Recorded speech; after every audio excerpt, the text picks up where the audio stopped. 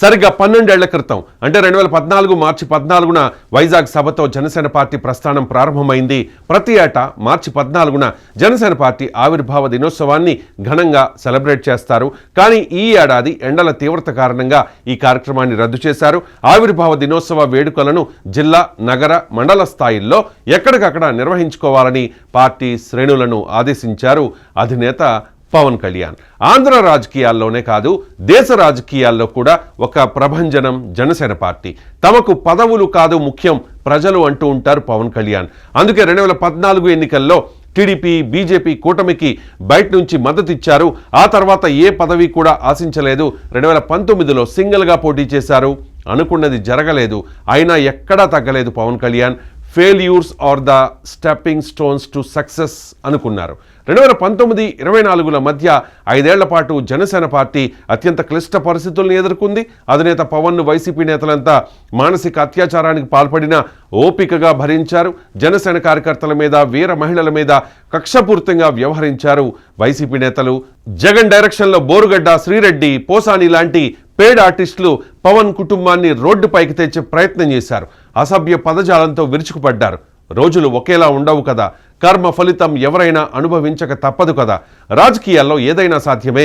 ప్రజలు తలుచుకుంటే ఓడలు బళ్ళవుతాయి, బళ్ళు ఓడలవుతాయి. 2019 ఎన్నికల్లో 151 స్థానాల్లో గెలిచి ఆ తర్వాత జరిగిన స్థానిక ఎన్నికల్లో అంతకు మించిన పెర్ఫార్మెన్స్ ఇచ్చిన వైసీపీని 2024లో పాతాళానికి తొక్కేశారు ప్రజలు. 2019 ఎన్నికల్లో పోటీ చేసిన 2 చోట్ల ఓడిపోయి వైసీపీ నేతల చేత అనరాని మాటలు, అవమానాలు పడిన పవన్ కళ్యాణ్ను 2024 ఎన్నికల్లో గేమ్ చేంజర్గా మార్చారు అదే ప్రజలు. 2024 రాజకీయ రంగంలో జనసేనకు ఎంత కలిసొచ్చిందో వైసీపీని అంత అధపాతాళానికి తొక్కేసింది. సార్వత్రిక ఎన్నికల్లో 100% స్ట్రైక్ రేట్ సాధించిన పార్టీగా జనసేన పార్టీ రికార్డు సృష్టిస్తే అంతకుముందు ఎన్నికల్లో దక్కించుకున్న సీట్లలో 10వ వంతు కూడా దక్కించుకోలేక వైసీపీ పూర్తిగా చతికిలపడింది. పోటీ చేసిన అన్ని శాసనసభ, పార్లమెంట్ స్థానాల్లో జనసేన అభ్యర్థులు గెలుపొంది యావత్ దేశం దృష్టిని ఆకర్షించారు. 100% స్ట్రైక్ రేట్తో సత్తా చాటింది జనసేన. మహారాష్ట్ర ఎన్నికల్లో ప్రచారం చేసి నేషనల్ ఇమేజ్ సొంతం చేసుకున్న జనసేనాని ప్రధాని మోదీ ప్రశంసలు అందుకుంటూ పొలిటికల్ స్క్రీన్పై కూడా అందరి దృష్టిని తన వైపు తిప్పుకున్నారు. ఏపీలో కూటమి విజయంలో పవన్దే కీలక పాత్ర. టీడీపీ, బీజేపీలను కలపడానికి పవన్ పడిన ఇబ్బందులు, అవమానాలు అన్నీ ఇన్ని కావు. జగన్ అనే నియంతను మళ్లీ అధికారంలోకి రాకుండా చేయగలిగిన క్రెడిట్ పవన్కి మాత్రమే దక్కుతుంది. ఇన్ఫ్యాక్ట్ ఆ శక్తి పవన్కి మాత్రమే ఉంది. ఏపీలోనే కాదు, కేంద్రంలో ఎన్డీఏ తిరిగి అధికారంలోకి రావడంలో పవన్ పాత్ర కీలకం. పవన్ కళ్యాణ్ కనుక టీడీపీని ఎన్డీఏలోకి అటాచ్ చేసి ఉండకపోతే కేంద్రంలో హంగ్ ఏర్పడేది. అది దేశ సుస్థిరతకు ప్రమాదం. సరిహద్దుల్లో భారత్ను అస్థిరపరచాలని గోతికాడ నక్కల్లా ఎదురు చూస్తోన్న చైనా, పాకిస్తాన్లకు అవకాశం లేకుండా చేసిన క్రెడిట్ కూడా పవన్కే దక్కుతుంది. బహుశా నా మాటలు కొందరికి నచ్చకపోవచ్చు, ఎబ్బెట్టుగా ఉండొచ్చు, కానీ ఇది వాస్తవం. పవన్ లేకపోతే ఈ దేశమే అస్థిరతకు గురయ్యేది. వ్యూహం నాకు వదిలేయండి, నన్ను నమ్మి నాతో నడవండి అని పవన్ కళ్యాణ్ ఎన్నికలకు ముందు చెబితే ఏదో సినిమా డైలాగ్ అని అందరూ అనుకున్నారు. కానీ అది సినిమా డైలాగ్ కాదు, దేశ గతిని మార్చే స్ట్రాటజీ అని అప్పట్లో తెలుసుకోలేకపోయారు. ఇప్పుడు దేశమంతా పవన్ కళ్యాణ్ వైపే చూస్తోంది. పవన్ కళ్యాణ్ దక్షిణాదిలో ఒక బలమైన నేతగా ఎదగబోతూ ఉన్నారన్న సంకేతం వెళ్ళింది. చాలామంది ఆశిస్తూ ఉన్నట్లుగా భవిష్యత్తులో పవన్ కళ్యాణ్ ప్రధాని అయినా కూడా ఆశ్చర్యపోనక్కర్లేదు. రాజకీయాల్లో ఏదైనా సాధ్యమే కదా. 151 సీట్లు వచ్చాయని ఎగిరెగిరి పడిన వైసీపీని మూలను కూర్చోబెట్టాడు పవన్ కళ్యాణ్. జగన్ను అధపాతాళానికి మించిన పాతాళానికి తొక్కేశాడు. కనీసం కూటమి ఎమ్మెల్యేలకు మొహం కూడా చూపించలేని దుస్థితిలో జగన్ అసెంబ్లీకి కూడా రావడం లేదు. ఇక మీదట వస్తారా లేదా అన్నది కూడా చాలా అనుమానమే. జగన్ అండతో పవన్తో పెట్టుకున్న ప్రతి ఒక్కరూ కూడా ఏమైపోయారో చూస్తూనే ఉన్నాం కదా. వైఎస్ఆర్ కాంగ్రెస్ పార్టీ అధికారంలో ఉండగా ఒక వెలుగిన అంబటి, గుడివాడ, కొడాలి నాని, వంశీ, రోజా, అనిల్ యాదవ్ల పరిస్థితి ఏంటో ఇప్పుడు చూస్తూనే ఉన్నాం. ఇక కర్మ ఫలితాన్ని అనుభవించాడు బోరుగడ్డ. పాహిమాం పవన్ అంటూ పోసాని, శ్రీరెడ్డి ఇప్పటికే సైడ్ అయిపోయారు. అందుకే ధర్మంగా చేసే రాజకీయం కాస్త లేట్ అయినా కూడా వర్కౌట్ అవుతుంది. పవన్ లాంటి నాయకుడు ఏపీకే కాదు ఈ దేశానికే అవసరం. దక్షిణాది నుంచి చాలా తక్కువ మంది నేతలు మాత్రమే దేశ రాజకీయాల్లో తమ ముద్ర వేసుకున్నారు. ఒక ఆంధ్ర రాజకీయ నాయకుడు సొంత రాష్ట్రంలోనే కాకుండా దేశ రాజకీయాల్లో తన ప్రభావం చూపిస్తున్నాడు అంటే ఖచ్చితంగా తెలుగు వారందరికీ కూడా అది గర్వకారణమే. తమకు పదవులు కాదు ముఖ్యం, ప్రజలు అంటూ ఉంటారు పవన్ కళ్యాణ్. అవసరమైతే తాము భాగస్వామ్యంలో ఉన్న కూటమి ప్రభుత్వ విధానాల్ని విమర్శించడానికి ఏమాత్రం వెనుకాడమని స్పష్టమైన సంకేతం కూడా ఇస్తూ ఉన్నారు జనసేన అధినేత AP deputy CM Pawan Kalyan. ఈ విషయాన్ని ఇప్పటికే చాలా సందర్భాల్లో ప్రూవ్ చేసుకున్నారు. మొదటి నుంచి కూడా పవన్ కళ్యాణ్ విమర్శించే మేధావులు పవన్ కళ్యాణ్ ఒక డమ్మీ అని, చంద్రబాబు కోసమే పవన్ పని చేస్తూ ఉంటాడని, ప్యాకేజీ స్టార్ అని, వీకెండ్ పొలిటికల్ లీడర్ అని ఎద్దేవా చేస్తూ ఉంటారు. ఇలా అనేక విమర్శలు పవన్పై చేశారు. లిటరల్గా మానసిక అత్యాచారమే చేశారు, వ్యక్తిత్వ హననం చేశారు. నిజంగానే పవన్ కళ్యాణ్ ప్యాకేజీ స్టార్ అయితే హోంమంత్రి అనితపై ఎందుకు విమర్శలు చేస్తారు? తిరుపతిలో శ్రీవారి భక్తులు తొక్కిసలాటలో చనిపోతే టీడీపీ సైలెంట్ అయిపోతే బాధ్యత తీసుకుని మరీ సారీ ఎందుకు చెబుతారు? చంద్రబాబు నాయుడు నాయకత్వంలోని కూటమి ప్రభుత్వం మంచి పనులు చేస్తే తన మద్దతు ఉంటుంది, కానీ కూటమి ప్రభుత్వం ప్రజలకు నచ్చని పనులు చేస్తే మాత్రం మద్దతు ఉండదని స్పష్టంగా తేల్చి చెప్పేశారు పవన్ కళ్యాణ్. ప్రజలకు ఈ ప్రభుత్వం సమర్థవంతంగా సేవలు అందించలేదని తాము భావిస్తే మిత్రపక్షమైన తెలుగుదేశం పార్టీతో డీమార్కెట్ చేసుకోవడానికి కూడా మేము సిద్ధమే అనే సంకేతాన్ని ఇచ్చేశారు. ప్రశ్నించడం కోసం పుట్టిన పార్టీ అధికారంలో భాగస్వామ్యమైన తర్వాత ప్రశ్నించడం మానేసిందనే విమర్శలు చేసిన రోజా, జగన్, గుడివాడ అమర్నాథ్, సజ్జల లాంటి వాళ్లకు చెప్పుతో కొట్టినట్టుగా సమాధానం ఇచ్చి పడేశారు పవన్ కళ్యాణ్. పవన్ ఇలాఖా పిఠాపురంలోనే మిత్రపక్షమైన టీడీపీకి, తన దెబ్బతో అధపాతాడానికి పడిపోయిన వైసీపీకి, జనసేన పార్టీ కార్యకర్తలకు, ప్రజలకు స్పష్టమైన సంకేతం కూడా ఇచ్చేశారు. స్వపక్షంలో విపక్షంలో ఉంటామని, అసెంబ్లీకి వైసీపీ ఎమ్మెల్యేలు ఇక రాకపోవచ్చు కాబట్టి ప్రజల పక్షాన ప్రతిపక్ష పాత్ర పోషిస్తామని పవన్ గతంలోనే చెప్పేశారు. చంద్రబాబు క్యాబినెట్లో డిప్యూటీ చీఫ్ మినిస్టర్ కావచ్చు, కానీ తాను పొలిటికల్లీ అటానమస్ అని కూడా క్లియర్గా పవన్ కళ్యాణ్ మెసేజ్ ఇవ్వదలుచుకున్నారు.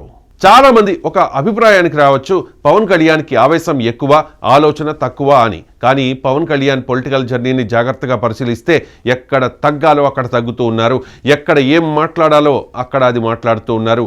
పొలిటికల్గా చూస్తే 2024 సంవత్సరం కొందరికి విపరీతంగా కలిసొస్తే మరికొందరికి ఎప్పటికీ గుర్తుండిపోయే పీడ కలల్ని మిగిల్చింది.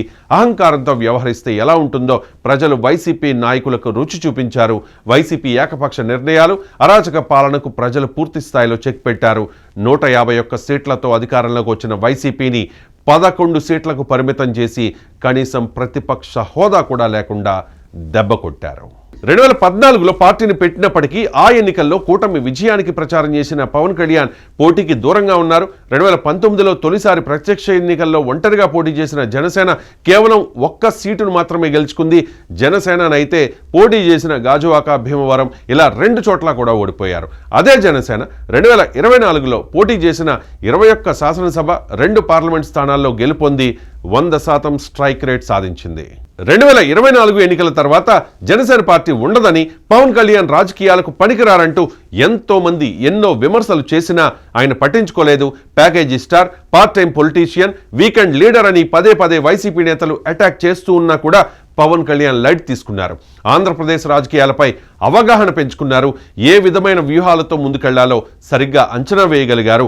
అప్పటి అధికార పక్షం వైసీపీ ఎన్ని ఇబ్బందులు పెట్టినా, వ్యక్తిగతంగా టార్గెట్ చేసినా కూడా వెనక్కి తగ్గలేదు. ప్రతి విమర్శకు దీటైన జవాబిస్తూ ముందుకు సాగారు. వారాహి యాత్రతో ప్రజలతో మమేకమయ్యారు. ప్రభుత్వ వ్యతిరేక ఓటు చీలనివ్వబోనన్న మాటపై చివరి వరకు నిలబడుతూ బీజేపీ, టీడీపీ, జనసేన మధ్య పొత్తు కుదరడంలో పవన్ కళ్యాణ్ కీలక పాత్ర పోషించారు. జనసేనకు తక్కువ సీట్ల కేటాయింపుపై ఎన్నో రకాల విమర్శలు వచ్చినా కూడా తాను పోటీ చేసే అన్ని స్థానాల్లో గెలిచి సత్తా చాటడమే తన ముందున్న కర్తవ్యం అంటూ ముందుకెళ్లారు. వ్యూహం తనకు వదిలేయమని పార్టీ నేతలకు, కేడర్కు చాలా స్పష్టంగా చెప్పేశారు. చివరకు పోటీ చేసిన అన్ని స్థానాల్లో గెలిచి చరిత్ర సృష్టించారు. వైసీపీని అధపాతాడానికి తొక్కేస్తానని ఎన్నికల ప్రచారంలో శపథం చేసిన జనసేనాని దాన్ని చేసి చూపించారు. ఆంధ్రప్రదేశ్ శాసనసభ ఎన్నికల ముందు వరకు జనసేన ఒక రాజకీయ పార్టీ. ఎన్నికల తర్వాత ఆ పార్టీ ఒక శక్తిగా మారింది. పవర్ ఉంటే ఏదైనా చేయొచ్చు, జనసేన లక్ష్యం చేరుకోవాలంటే పవర్ కావాలంటూ పవన్ కళ్యాణ్ పదే పదే వ్యాఖ్యానించేవారు. సరిగ్గా 2024 ఎన్నికల తర్వాత ఏపీ ప్రభుత్వంలో జనసేన భాగస్వామిగా మారింది. పవన్ కళ్యాణ్ ఉప ముఖ్యమంత్రి బాధ్యతలు స్వీకరించారు. 6 కీలకమైన శాఖలకు మంత్రిగా వ్యవహరిస్తూ ఉన్నారు. ఎన్నికల ముందు ప్రజలకు ఇచ్చిన హామీలను పవన్ కళ్యాణ్ మర్చిపోలేదు.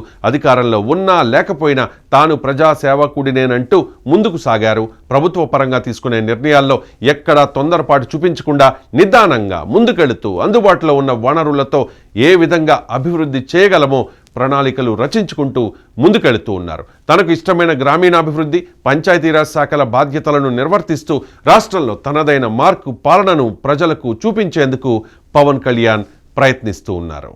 సాధారణంగా ఏదైనా రాజకీయ పార్టీ మత విశ్వాసాల విషయంలో ఆచితూచి వ్యవహరిస్తుంది. తమది సెక్యులర్ పార్టీ అని, అన్ని మతాలను సమానంగా చూస్తామని ప్రచారం చేసుకుంటూ ఉంటారు. ఈ సమయంలో పవన్ కళ్యాణ్ మాత్రం సనాతన ధర్మాన్ని రక్షించుకోవాల్సిన అవసరం ఉందని, తమ పార్టీ సనాతన ధర్మ పరిరక్షణకు కృషి చేస్తుందని బహిరంగంగా ప్రకటించడంతో పాటు తిరుపతిలో ఒక సభ ఏర్పాటు చేసి డిక్లరేషన్ ప్రకటించారు. దీంతో ఏపీలో సనాతన ధర్మ పరిరక్షణ బ్రాండ్ అంబాసిడర్గా పవన్ కళ్యాణ్ గుర్తింపు పొందారు. ఇతర మతాలను గౌరవిస్తూనే సనాతన ధర్మాన్ని పరిరక్షించుకోవాల్సిన అవసరాన్ని ధైర్యంగా చెప్పారు. దేశ స్థాయిలో సనాతన ధర్మ పరిరక్షణకు అవసరమైతే తాను నాయకత్వం వహిస్తాననే రీతిలో పవన్ కళ్యాణ్ తీరు కనిపిస్తోంది. దీంతో యావత్ దేశ ప్రజల దృష్టిని పవన్ కళ్యాణ్ తన వైపు తిప్పుకున్నారు. పవన్ కళ్యాణ్ ఇమేజ్ తెలుగు రాష్ట్రాలు దాటి జాతీయ స్థాయికి వెళ్ళింది. అప్పటి నుంచి పవన్ కళ్యాణ్ నేషనల్ లీడర్ అంటూ జన సైనికులు నినాదాలు హోరెత్తిస్తూ ఉన్నారు. మరోవైపు ఎన్డీఏ సమావేశాల్లో పవన్ కళ్యాణ్ని ప్రధాని మోదీ ప్రశంసలతో ముంచెత్తడం జనసేనాని ఇమేజ్ను దేశ స్థాయిలో మరింత పెంచింది. ప్రధాని మోదీ పవన్ను ఒక్క తుఫాన్తో పోల్చారు. పాలనలో పరిపక్వత ప్రదర్శిస్తూ ప్రజలకు తనలోని కొత్త కోణం చూపిస్తూ కూటమి ప్రభుత్వ ఈ 21 నెలల పాలనలో తనదైన మార్కు చూపిస్తూ ముందుకు సాగుతున్నారు పవన్ కళ్యాణ్.